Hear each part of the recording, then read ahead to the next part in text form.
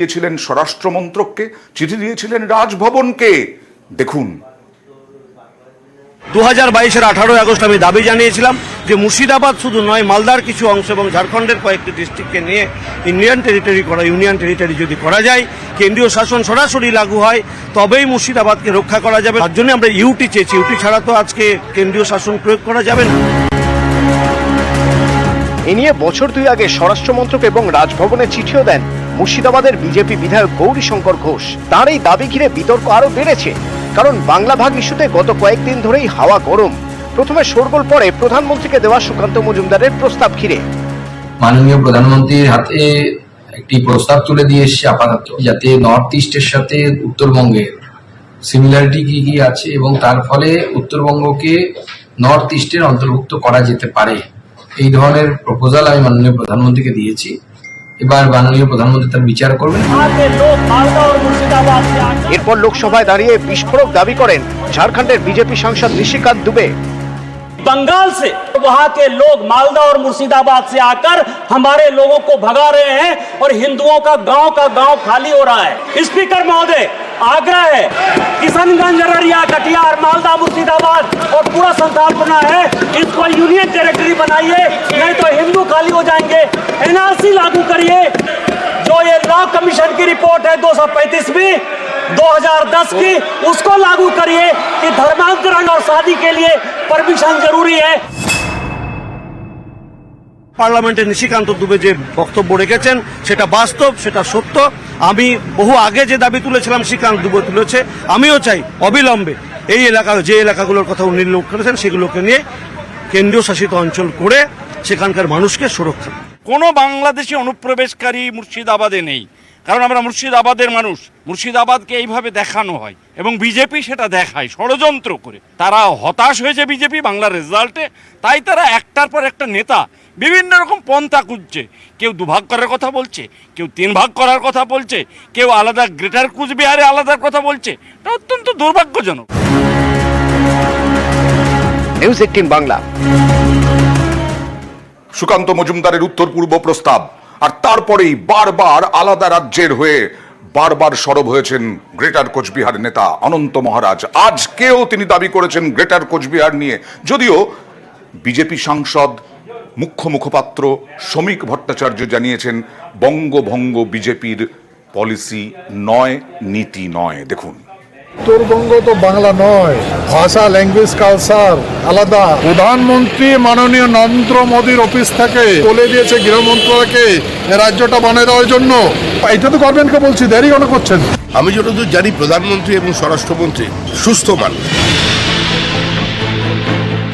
Greater কোচবিহারের দাবিতে অনড় অনন্ত মহারাজ। বারবার এ নিয়ে সুর চড়িয়েছেন রাজ্যসভার এই বিজেপি সাংসদ।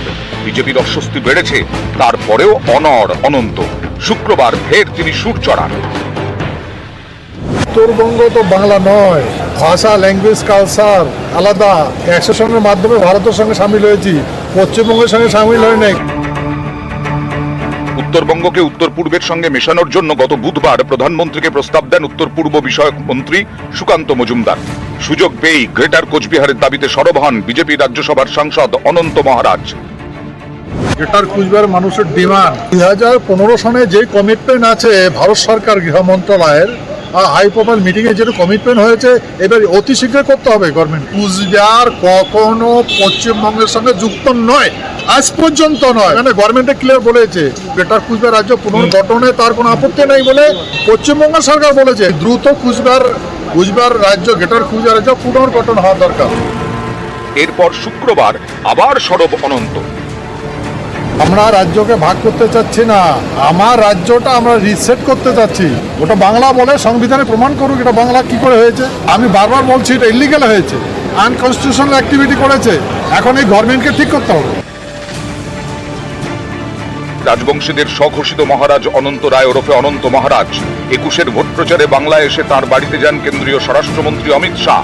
কোচবিহারের সভা থেকে কোচ রাজবংশীদের জন্য বড় ঘোষণাও করেন, জানান এবার আধা সেনায় Narayani battalion.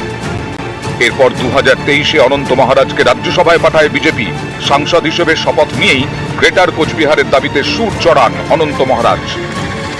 Greater Cooch Behar state দাবি, এটা তো উঠছেই, ওনার করণীয় সেটা গভর্নমেন্টকে করতে হবে। সেই বিষয়ে আমি গভর্নমেন্টের সঙ্গে আলোচনা করব, ইমিডিয়েট জন্য এটা কার্যকরী করা।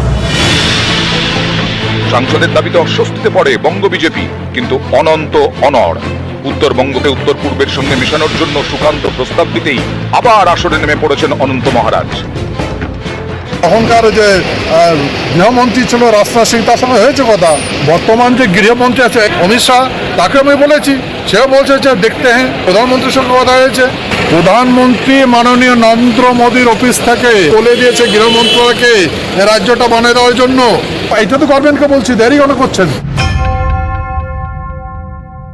আমি যতদূর জানি প্রধানমন্ত্রী এবং স্বরাষ্ট্রমন্ত্রী সুস্থ মানুষ। কে কি বলছেন বাইরে এসে সেটা আবার কোনো বিষয় নয়। পশ্চিমবঙ্গে ভারতীয় জনতা পার্টি এবং ভারতীয় জনতা পার্টির সর্বভারতীয় নেতৃত্ব পশ্চিমবঙ্গ বিভাজনের বিরুদ্ধে, এটাই পার্টির অবস্থান এবং আমি যেটা বলছি এটাই পার্টির বক্তব্য।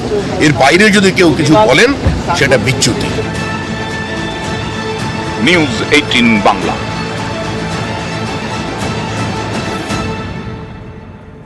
প্রতিদিন আমার বাংলায় আপনাদের সমস্যার কথা তুলে ধরি। দেখুন, 100 দিনের কাজ, 2 বছর ধরে পশ্চিমবঙ্গকে টাকা দিচ্ছে না কেন্দ্র, বরাদ্দ বন্ধ করে দিয়েছে। আর তার ফলে নদী পাড়ের বাসিন্দারা, বিশেষ করে সুন্দরবনের নদী পাড়ের বাসিন্দারা যথেষ্ট আতঙ্কে, কারণ সেখানে বাঁধ সারানো যাচ্ছে না 100 দিনের কাজের টাকা এবং 100 দিনের কাজ বন্ধের কারণে।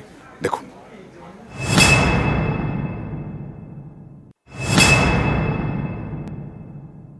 100 দিনে কাজের টাকার বিষয়ে আজ 1 বছর 1.5 বছর হলো শ্রমিকরা কাজ করে টাকা পায়নি, যার জন্য খুবই অসুবিধা।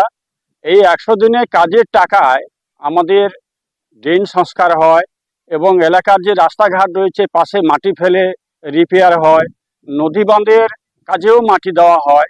কোনো জায়গায় আমাদের এলাকায় কিছুই কাজ হচ্ছে না। 100 দিনের কাজ গ্রামের গরিব মানুষের বড় ভরসা, কিন্তু গত 2 বছর ধরে এই প্রকল্পে বাংলার জন্য বরাদ্দ বন্ধ করে দিয়েছে কেন্দ্র।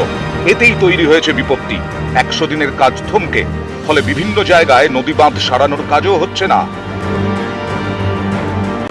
দক্ষিণ 24 পরগনার সুন্দরবন, এখানে বড় সমস্যা নদী বাঁধে ভাঙন। যেমন নামখানার নাদাভাঙা এবং বুদাখালী, কাকদ্বীপের মুড়িগঙ্গা নদী বাঁধ, পাথর প্রতিমার গোবর্ধনপুর, মৌসুমী দ্বীপের বালিয়াড়া। এই সব জায়গার বেশিরভাগটাই মাটির বাঁধ। বর্ষা আর কোটালে চিন্তা বাড়ে, বাঁধ ভাঙে। উত্তর 24 পরগনার সন্দেশখালী, হিঙ্গলগঞ্জ এবং হাসনাবাদ, এই সব এলাকাতেও ভাঙনের ভয়। স্থানীয়দের দাবি, এতদিন বাঁধ ভাঙলে তা সারানো হতো 100 দিনের কাজের মাধ্যমে, কিন্তু এখন আর সেটা হচ্ছে না। এদিকে বর্ষায় ফুঁসছে বিভিন্ন নদী, চিন্তা বাড়ছে নদী পাড়ের বাসিন্দাদের।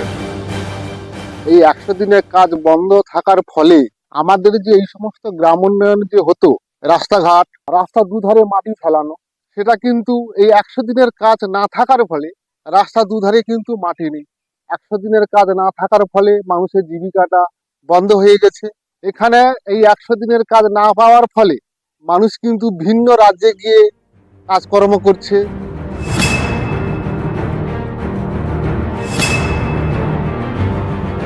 কেন্দ্রীয় সরকার 100 দিনের কাজের টাকা বন্ধ করে দিয়েছে, ফলে এই বাঁধগুলো আমাদের ইরিগেশন দপ্তর যতটা সম্ভব টাকা পারমিট করছে সেইভাবে কিন্তু কাজগুলো হচ্ছে। আমরা মোটামুটি যে কোনো উপায়ে আমরা নদীর বাঁধগুলো যাতে ভাঙন না হয়, ধস না হয়, সেদিকে আমরা সর্বতভাবে লক্ষ্য রেখেছি এবং সেগুলো আমরা মেরামত করার চেষ্টা করছি।